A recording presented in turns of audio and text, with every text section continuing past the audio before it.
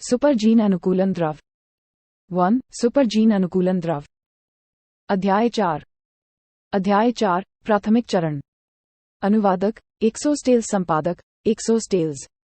जियाफी अर्थ federation के ए class नागरिक प्रबंधन कार्यालय की सबसे ऊपरी मंजिल पर बैठी थी और लापरवाही से कॉफी पी रही थी। ये पोडोस्की के ब्यूरो प्रमुख का कार्यालय था।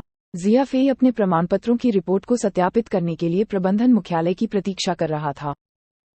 जब जियाफी को लगा कि वह एक सम्मानित ए श्रेणी का नागरिक बनने के लिए पुरस्कार के रूप में 100,000 संघीय डॉलर प्राप्त कर सकता है, तो वह प्रसन्न हुए बिना नहीं रह सका।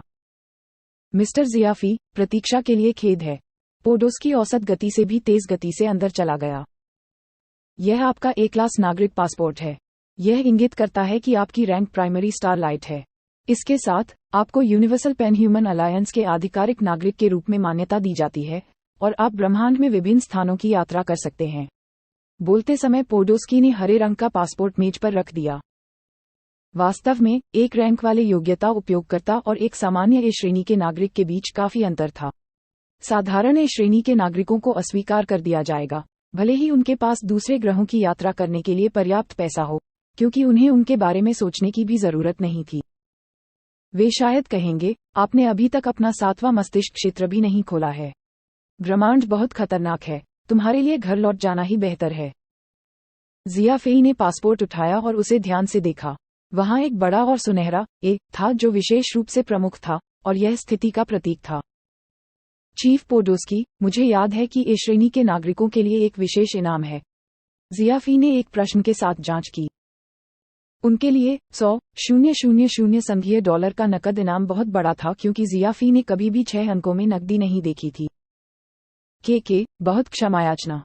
विशेष इनाम केवल पहले 10,000 आवेदकों के लिए है, और आप 10,000 पहले आवेदक हैं। इसलिए पोडोस्की ने अपनी बाहें फैला दी जैसे कि वह असहाय था। धत्तेरी की। जियाफी गुस्से से लगभग बेहोश हो गई। ये हास्यास्पद था। केवल पहले 10,000 आवेदकों को ही पुरस्कृत किया गया था, और उसे बस 10,001वां होना था। पोडोस्की ने निराश जियाफी की ओर देखा और कहा, लेकिन हमारे पास उन लोगों के लिए एक इनाम है जिन्होंने स्टारलाइट रैंक हासिल की है। जैसे ही उसके कान खड़े हुए, जियाफी की आंखों में एक चमकदार चमक आ गई और उसने अपना सारा ध्यान सुनने पर केंद्रित कर दिया। स्टारलाइट रैंक तक पहुंचने वाले पहले 10,000 नागरिकों को इनाम के रूप में 200,000 संघीय डॉलर मिलेंगे। आपका खाता नंबर क्या है? मैं किसी को तुरंत आपके पास स्थानांतरित करने के लिए कहूंगा। 200,000। जियाफी इस घटना से बहुत खुश थी। यह मेरा बैंक कार्ड है। जियाफी ने वह बैंक कार्ड निकाला जो उसने पहले ही काफी समय से तैयार किया था और पोडोस्की को सौंप दिया। जल्द ही खाते की शेष राशि 0 से 200,000 हो गई। चीफ पोडोस्की ने व्यक्तिगत रूप से जियाफी को कार्यालय से बाहर निकाला और कहा, युवक, लगन से काम करना जारी रखो। यदि आप इंटरमीडिएट स्टारलाइट रैंक तक पहुंच जाते हैं, तो भी आपके पास एक और इनाम होगा। मुख्य हॉल में वैश्विक निगमों के प्रतिनिधि पहले से ही बेसब्री से इंतजार कर रहे थे। वांग बिन ने इन निगमों के साथ बिना किसी व्यवधान के चर्चा करने के लिए जियाफी के लिए एक सम्मेलन कक्ष की व्यवस्था की थी। ये सुनने के बाद कि जियाफी की खेती प्राथमिक स्टारलाइट रैंक तक पहुंच गई है, ये निगम असामान्य रूप से उत्साहित हो गए और तेजी से बेहतर अनुबंध की पेशकश कर रहे थे। अनुबंधों पर 0 की श्रृंखला इतनी अधिक थी कि इससे जियाफी को चक्कर आ गया। सज्जनों, मुझे भी समझ नहीं आया कि आप सभी ने मुझे अपनी कंपनियों में काम दिलाने के लिए इतना प्रयास क्यों किया। जियाफी ने पूछा, मेरी क्षमता गति है, और मुझे लगता है कि इससे आप में से किसी को कोई मदद नहीं मिलेगी। वांग बिन, जो बगल से देख रहा था, मुस्कुराया। यह अब नया युग है। अलौकिक प्रौद्योगिकी की अचानक उपस्थिति ने पृथ्वी पर सभी व्यवसायों में भय पैदा कर दिया था। यूनिवर्सल पैन ह्यूमन अलायंस एक ऐसी जगह है जहां ताकत सर्वोच्च होती है। केवल प्राथमिक स्टारलाइट रैंक तक पहुंचने वाले नागरिक ही अन्य ग्रहों की यात्रा के लिए पात्र होंगे। जियाफी ने एक पल के लिए सोचा और हंसे। अब मैं समझा। वे चाहते हैं कि मैं उनकी कंपनियों में शामिल हो जाऊं, इसलिए नहीं कि वे मेरी क्षमता को महत्व देते हैं। उन्हें उम्मीद है कि मैं उनका प्रतिनिधि बनूंगा और अलौकिक लोगों के साथ सौदेबाजी करने के लिए अपने अधिकारों का उपयोग करूंगा। वांग बिन ने संयम से सिर हिलाया। विभिन्न वैश्विक निगमों के प्रतिनिधियों ने भले ही इसे स्वीकार नहीं किया हो, लेकिन उनकी आंखें चुपचाप इस बात पर सहमत हो गई थीं। मुझे एक काम करने वाले लड़के के रूप में निगमों का प्रतिनिधि बनने में कोई आपत्ति नहीं है, लेकिन मैं इस मामले पर निर्णय लेने की जल्दी में नहीं हूं। पिछले कुछ दिन मेरे लिए व्यस्त थे, इसलिए मैंने कुछ दिन आराम करने की योजना बनाई है। यह मेरा मेलबॉक्स पता है, आप अपने अनुबंध मेरे मेलबॉक्स पर भेज सकते हैं, और एक बार जब मैं कुछ व्यवस्थाएं पूरी कर लूंगा, तो मैं आपसे वापस संपर्क करूंगा। अपना वक्तव्य समाप्त करने के बाद जियाफी ने अपना मेलबॉक्स पता एक कागज के टुकड़े पर लिखा, जबकि प्रतिनिधियों ने इसे अपनी नोटबुक पर कॉपी करने के लिए संघर्ष किया। कृपया मेरा पीछा करें, मैं तुम्हें बाहर ले जाऊंगा, वांग बिन ने कहा। एक बार जब लिफ्ट के दरवाजे बंद हो गए, तो वांग बिन ने जियाफी को थम्स अप दिया। चीजों को संभालने का आपका तरीका शानदार था। उन्हें कुछ और दिनों तक इंतजार कराने से आपको निश्चित रूप से बेहतर प्रस्ताव प्राप्त होंगे, और प्रतियोगिता में और अधिक निगम शामिल होंगे। प्रायद्वीप बीजिंग प्रसिद्ध वांगफुजिंग बिजनेस स्ट्रीट पर स्थित था, जो बीजिंग में स्थित था। यह अच्छी तरह से स्थित था और उत्कृष्ट गुणवत्ता के साथ साथ उस तक पहुंचना आसान था। बीजिंग एक ऐसा महानगर था जहां बहुत सारे 5 सितारा होटल थे। हालांकि डियाओयुताई गेस्ट हाउस के अलावा केवल कुछ ही होटल थे जो वास्तव में राष्ट्रपति श्रेणी के मेहमानों को सेवा प्रदान करते थे। अमेरिका के पूर्व राष्ट्रपति निक्सन एक बार यहां रुके थे और यह इसकी शानदार स्थिति को साबित करने के लिए काफी था। जियाफेई चमड़े के कारखाने के छात्रावास से फिलहाल यहीं रहने के लिए स्थानांतरित हो गई। मूल रूप से जियाफी ने मानक कमरा आरक्षित किया था जिसकी कीमत प्रति रात $450 थी। पंजीकरण के दौरान जब जियाफी ने अपना ए श्रेणी नागरिक पासपोर्ट दिखाया, तो प्रबंधक ने तुरंत जियाफी के कमरे को बिजनेस स्वीट में अपग्रेड कर दिया, जिसका किराया प्रति रात $2800 था। हालांकि जियाफेई से अभी भी एक रात का $450 चार्ज किया जाता था। जियाफेई ने सरलता से इस प्रस्ताव को स्वीकार कर लिया। जब मुफ्त पेय, फल, टोकन की पेशकश की गई, तो उन्होंने बिना किसी हिचकिचाहट के उन्हें स्वीकार भी कर लिया था। गर्म स्नान करने के बाद जियाफी नर्म बिस्तर पर लेट गई और अच्छी नींद लेने के लिए तैयार हो गई। मिस्र की कपास से बड़ी बारीकी से बुनी गई चादरें हल्की और मीठी खुशबू छोड़ रही थीं। इसे कहते हैं जिंदगी। जियाफी ने अपने शरीर को फैलाया और बिस्तर के पास टेबल लैंप को बंद कर दिया। अभी कुछ अजीब हुआ। जैसे ही लैंप बंद हुआ, जियाफी को एहसास हुआ कि उसके आसपास का दृश्य बदल गया है। वह एक सांवली गली में दिखाई दिया। विशाल सीमेंटेड रास्ता दर्पण की तरह सपाट था और पीली सड़क का लैंप टिमटिमा रहा था। भूत, इस जगह क्या है? जियाफी बहुत उदास थी। क्या वह 5 सितारा होटल के कमरे के अंदर नहीं था? वह अचानक जंगल में क्यों प्रकट हो गया? यह सही है, यह एक भूत है, एक वीरान आवाज गूंजी। जियाफी को अचानक ठंडक महसूस हुई। जैसे ही वह आवाज की ओर मुड़ा, तभी उसने देखा कि एक पतली छाया धीरे धीरे उसकी ओर आ रही है। भाई, क्या तुम नहीं जानते कि भूतों की परछाई नहीं होती? जियाफी ने कहा। क्या ऐसा है? आवाज खत्म होने से पहले आवाज का यह मालिक अचानक जियाफी के सामने आ गया। लेकिन मैं एक भूत हूं जिसकी परछाई बस बनती है। जियाफी का दिल तनावग्रस्त हो गया। इतनी तेज रफ्तार, वह इतनी जल्दी कैसे आ गया? भले ही जियाफी को संदेह महसूस हो रहा था, उसने इसे प्रकट नहीं किया। जियाफी ने इस व्यक्ति का ध्यानपूर्वक आकलन किया। इस शख्स की ऊंचाई करीब 1.7 मीटर थी और उसका वजन 50 किलोग्राम से ज्यादा नहीं लग रहा था। काली जैकेट के नीचे चॉपस्टिक जैसी टांगों की एक जोड़ी थी जो पतली और लंबी थी। उसका मुंह बड़ा था और वह उसके पतले होठों के साथ साथ नीचे की ओर मुड़ा हुआ था। आंखों में अजीब सा भूरा रंग था और उसके माथे और नाक पर एक काला मुखौटा ढका हुआ था। आप कौन हैं? जियाफी ने पूछा। और यह जगह कौन सी है? मैं फैंटम हूं और यह मेरा विचार स्थान है, काले कपड़े पहने व्यक्ति ने उत्तर दिया। प्रेत, वह सुपर हत्यारा, फैंटम? यह सही है। वह फैंटम जिसने मुझे फंसाया और आधे महीने तक ब्लू सी स्टार की जेल में रखा। यह सही है। ब्रह्मांड का सबसे बदकिस्मत हत्यारा, फैंटम? वह काले कपड़े वाला आदमी बहुत देर तक हकलाता रहा और कोई उत्तर नहीं दे सका। जियाफी फैंटम की जानकारी से बहुत परिचित थी। किंवदंतियों ने भविष्यवाणी की थी कि इस प्रेत ने अपने पूरे जीवन में केवल एक ही व्यक्ति की हत्या की थी, और जिस व्यक्ति को उसने मारा वह गलत लक्ष्य था। उसके कारण उसे ब्रह्मांड के सबसे वांछित अपराधी के रूप में सूचीबद्ध किया गया था और जीवन भर उसका पीछा किया गया। मैं इस पर विश्वास नहीं करता। जियाफी ने अपना सिर हिलाया। काले कपड़े पहने आदमी ने अपना हाथ हवा में लहराया और आसपास का दृश्य अचानक बदल गया। जियाफी अचानक एक पर्वत शिखर के शीर्ष पर दिखाई दी और यह गहरी घाटियों से घिरा हुआ था। वह अपने शरीर पर ठंडी हवा की सीटी भी सुन सकता था। अब क्या होगा? काले कपड़े पहने आदमी ने फिर पूछा।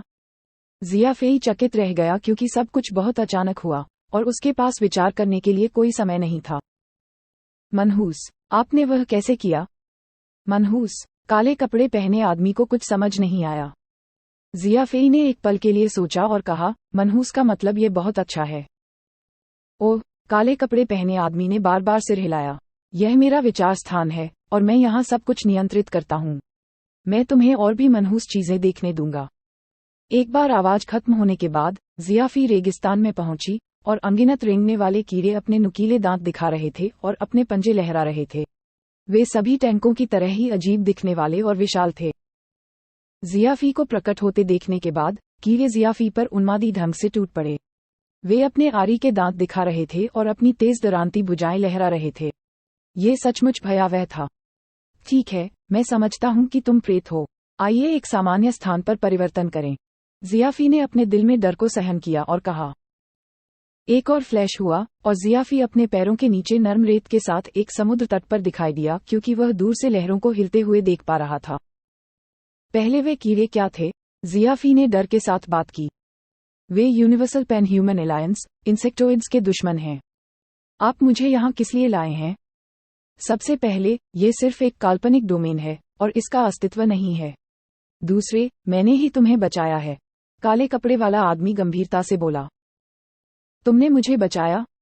मम, क्या आपको याद है कि कल रात जीन ऑप्टिमाइजेशन तरल पदार्थ पीने के बाद आप बेहोश हो गई थीं? जियाफी ने अपना सिर रगड़ा। ऐसा ही प्रतीत होता है, लेकिन इसका आपसे क्या लेना देना है? काले कपड़े पहने व्यक्ति ने मुस्कुराते हुए कहा, उस प्रकार के जीन अनुकूलन द्रव का अत्यधिक प्रभाव होता है और आपका शरीर उस प्रभाव को सहन नहीं कर सका और आप लगभग मर गए। ये भाग्यशाली था कि आप पानी में गिर गए और अपनी सभी इंद्रियों को बंद कर दिया, जबकि मैंने आपदा को टालने में आपकी मदद की। अगर यह वास्तव में वैसा ही है जैसा आपने कहा था, तुमने मेरी मदद क्यों की? जियाफी अभी भी आश्वस्त नहीं थी। अगर मैं कहूं कि यह आवेग का क्षण था, तो क्या आप मुझ पर विश्वास करेंगे? जियाफी ने अपना सिर हिलाया। ये स्पष्ट है कि मुझे इस पर विश्वास नहीं होगा। आपने कहा कि आप फैंटम हैं और फैंटम एक हत्यारा है। इसके अलावा, एक हत्यारा जो पूरे ब्रह्मांड में वांछित है। एक हत्यारे का सबसे महत्वपूर्ण पहलू उसकी मानसिकता थी। एक सुपर हत्यारा आवेग के क्षण में कैसे कार्य कर सकता है? काले कपड़े पहने वह व्यक्ति चिंतित भाव रखते हुए समुद्र तट पर लेट गया। वास्तव में, मैं एक अयोग्य हत्यारा हूँ। अन्यथा, मैं गलत लक्ष्य को नहीं मारता और इस स्थिति में नहीं पहुँचता। जियाफी फैंटम के काफी करीब बैठा था और वह मुट्ठी भर रेत लेने के लिए आगे बढ़ा। ये फैंटम के विचार का स्थान हो सकता है, लेकिन जियाफी के हाथों में रेत बहुत वास्तविक लगती थी और इसकी बनावट वास्तविक थी। जियाफी को नमी भी महसूस हो रही थी। वास्तव में आपने किस महत्वपूर्ण व्यक्ति की हत्या की? आप संपूर्ण ब्रह्मांड में क्यों वांछित हैं? जियाफी के दिल को धीरे धीरे यकीन हो गया कि यह व्यक्ति फैंटम है। सामान्य स्थितियों में, कोई व्यक्ति जितना संभव हो सके किसी हत्यारे से मिलने से बचना चाहेगा और खुद को वांछित अपराधियों की सूची में शामिल करने का प्रयास नहीं करेगा। ये तो अच्छा है कि तुम्हें इस बात का पता ही न चले। फैंटम ने चट्टान का एक छोटा सा टुकड़ा उठाया और समुद्र में फेंक दिया। आप इतने बड़े हैं। आकाश, तुम बहुत नीले हो। आकाश और समुद्र, आप हमेशा बहुत शांत रहते हैं। बंद करो, बंद करो, बंद करो। जियाफी ने अपने कानों को ढकने के लिए दोनों हाथों का इस्तेमाल किया। आप क्या कर रहे हो? ये बहुत अप्रिय है। यह एक कविता है जिसे मैंने बहुत सावधानी से बनाया है। फैंटम ने पलकें झपकाते हुए कहा। यह न केवल अप्रिय है, यह अत्यंत भयावह है। जियाफी बिल्कुल भी पीछे नहीं हटी क्योंकि ऐसी बातें सुनना एक मानसिक यातना थी। मैं एक हत्यारा हूँ, लेकिन मैं एक कवि भी हूँ, फैंटम गर्व से बोला। जियाफी अवाक थी। फिर, मेरी तुम्हें सलाह है कि तुम हत्यारे बने रहो। फैंटम ने दृढ़ता से कहा, मेरे गुरु हमेशा कहते हैं कि मेरे पास एक हत्यारे की तुलना में एक कवि के रूप में अधिक प्रतिभाएं हैं। तुम्हारा स्वामी तुम्हें बरगला रहा है। अचानक, दुनिया एक असीम जानलेवा आभा से घिर गई जो जियाफी की त्वचा और उसकी हड्डियों में व्याप्त हो गई। मेरा मालिक झूठ नहीं बोलता, फैंटम ने ठंडे स्वर में कहा। ऐसा लगता था जैसे वह पहले की तुलना में एक अलग व्यक्ति था जब वह खुद का मजाक उड़ाना पसंद करता था और मूर्ख बनना पसंद करता था। अब उसकी जगह एक क्रूर जानवर ने ले लिया जो हमला करने के लिए तैयार था। जियाफी अनजाने में कांप गया क्योंकि उसे उम्मीद नहीं थी कि फैंटम अपने मालिक का उल्लेख करने के बाद इतना गंभीर हो जाएगा। मैं अपने शब्द वापस लेता हूँ, जियाफी ने इसे असहायता से कहा। वह एक मजाक के कारण इस ब्रह्मांड के वांछित अपराधी को नाराज नहीं करना चाहता था। फैंटम के हंसते ही हवा में भरी जानलेवा आभा तुरंत तितर बितर हो गई। उनके रवैये में बदलाव अविश्वसनीय रूप से त्वरित था। अब क्या आप स्वीकार करते हैं कि मेरी पिछली कविता मनहूस थी? जियाफी ने अजीब चेहरा बना लिया। मनहूस, बेहद मनहूस। तो फिर आपको ये कविता सुननी चाहिए। फैंटम उत्साह से उठ खड़ा हुआ और सुदूर समुद्र की ओर इशारा किया। वह कुछ एक कलात्मक युवक जैसा लग रहा था। हे समुद्र, तुम्हारे पास बहुत सारी मछलियां हैं। हे मछली, तुम सचमुच ताज़ा और स्वादिष्ट हो। जब जियाफी ने इस अभूतपूर्व कविता को सुनना समाप्त किया तो उसका पूरा शरीर रोंगटे खड़े हो गए और उसने चाहा कि वह अपने कान फाड़ ले। मनहूस, जियाफी ने ताली बजाई। सचमुच बहुत मनहूस। क्या यह सचमुच बहुत मनहूस है? फैंटम ने पूछा। जियाफी ने अंगूठा ऊपर उठाया और छुपे इरादों से बोली, बिल्कुल। ब्रह्मांड की सबसे मनहूस कविता आपकी ही है, किसी और की नहीं। जियाफी द्वारा प्रशंसा पाने के बाद फैंटम तुरंत उत्साहित हो गया। उसने अपने हाथ अपनी कमर पर रखे और सूर्यास्त का सामना किया। मैं आज काव्यात्मक महसूस कर रहा हूं और मेरे पास बहुत सारी प्रेरणाएं हैं। मैंने एक और कविता लिखने का फैसला किया है। नहीं, जियाफी ने उन्मत्तता से कहा, प्रेरणाएं ऐसी चीजें हैं जिन्हें वापस रखने की जरूरत है। यदि आप उन सभी का उपयोग करते हैं तो आप इससे बाहर हो जाएंगे। फैंटम ने संदेह से पूछा, क्या ऐसा है? ये कुछ लोगों का मामला है। जियाफी धीरे से बुदबुदाया। चलो इसे इस तरह करते हैं। जियाफी की आंखें चमक उठीं और उसने कहा, मैं तुम्हारे लिए एक कविता क्यों नहीं सुनाता? फैंटम ने दिलचस्पी से भरकर सिर हिलाया। वह किनारे पर बैठा था और उसकी विनम्र अभिव्यक्ति मार्गदर्शन मांग रही थी। जियाफी समुद्र तट पर आराम की स्थिति में बैठ गया और अपना गला साफ किया। वसंत के फूल और पतझड़ का चांद कब खत्म होंगे? मैं अतीत के बारे में कितना जानता हूँ। पिछली रात पूर्वी हवाएं फिर से मेरे घर पर चलीं और मैं अपने देश के उज्ज्वल चंद्रमा के बारे में याद करने से खुद को नहीं रोक सका। जैद नक्काशी अभी भी बनी हुई है और केवल सिनेबार का रंग बदल गया है।